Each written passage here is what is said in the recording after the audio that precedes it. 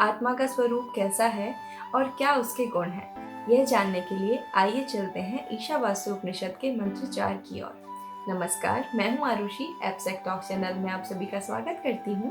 आज के वीडियो में हम ये देखेंगे कि आत्मा का कैसा स्वरूप हमें ईशावास्य उपनिषद के मंत्र 4 द्वारा बताया गया है।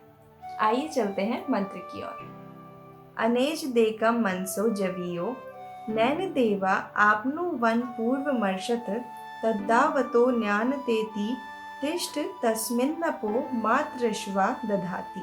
वह आत्म तत्व अपने स्वरूप से विचलित न होने वाला, एक तथा मन से भी तीव्र गति वाला है। इसे इंद्रियां प्राप्त नहीं कर सकी, क्योंकि यह उन सबसे पहले गया हुआ है। वह स्थिर होने पर भी अन्य सब गतिशीलों को अतिक्रमण कर सकता है। उसके रहते हुए ही, अर्थात उसकी सत्ता में ही, वायु समस्त प्राणियों के प्रवृत्ति रूप कर्मों का विभाग करता है। आइए जानते हैं कि इस मंत्र में हमें क्या समझाया गया है। ऐसा कहा गया है कि वह आत्मस्वरूप अपने रूप से विचलित नहीं होता, अर्थात वह एक जैसा ही बना रहता है। यह जानने के लिए आप खुद का ही एग्जाम्पल लीजिए। आप खुद को एक बॉडी की तरह न देखकर उस चेतना की तरह देखिए जो बचपन से आपके साथ चली आ रही है और आज भी वैसी की वैसी ही बनी हुई है। जब आप छोटे थे तब भी आपके अंदर एक चीज थी जो सब कुछ ऑब्जर्व कर रही थी। वो ही आपकी एक्चुअल आइडेंटिटी है।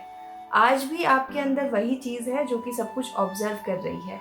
वो चेंज नहीं हुई। ना तो उस पे एज का कोई असर पड़ा, ना ही उस पे आसपास की कंडीशंस का कोई असर पड़ा। वो वैसी की वैसी ही बनी हुई है। वही है हमारा आत्मस्वरूप। वो जीवन से पहले भी ऐसा ही था, जीवन पर्यंत भी ऐसा ही रहेगा और जीवन के बाद भी ऐसा ही बना रहेगा। इसलिए कहा गया है कि वह अपने स्वरूप से कभी भी विचलित नहीं होने वाला है। आगे ऋषि कहते हैं कि वह मन से भी तीव्र गति वाला है। अब मन को तो फास्टेस्ट स्पीड से ट्रेवल करने वाला हम लोग मानते हैं। हम लोग सोचते हैं कि मन सबसे पहले कहीं पे पहुंच जाता है। लेकिन क्या आपने कभी ये सोचा है कि जब मन वहां पहुंचता है तो वहां ऑब्जर्व करने के लिए आत्मा तो पहले से ही मौजूद है।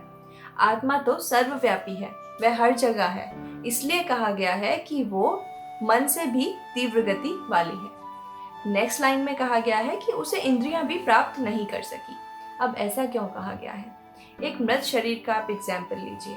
इंद्रियां तो उस शरीर के पास भी हैं, लेकिन क्या आत्म तत्व के बिना उन सभी का कोई महत्व रह जाता है?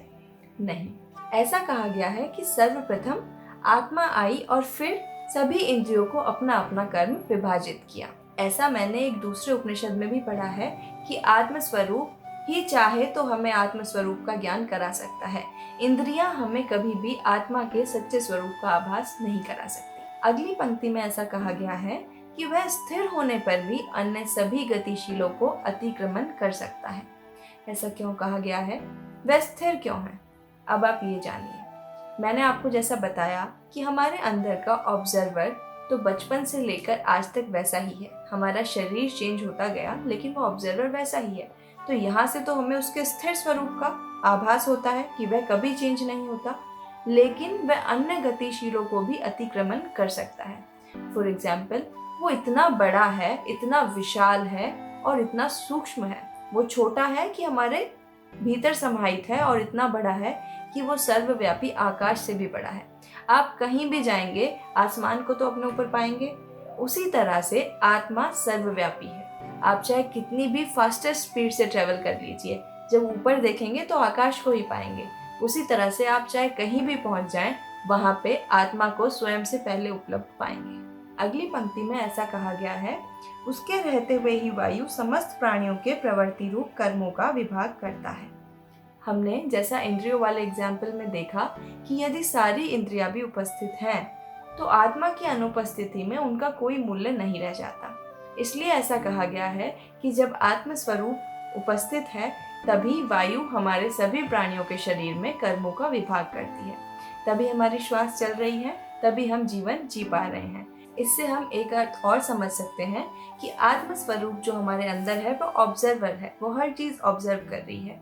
तो उसी के अनुरूप फिर हमें कर्म फल व्यवस्था में स्थान मिलता है। हमारे कर्मों को ऑब्जर्व करती है हमारी आत्मा और हमें उसी के द्वारा, उसी के अनुसार फिर फल मिलते हैं।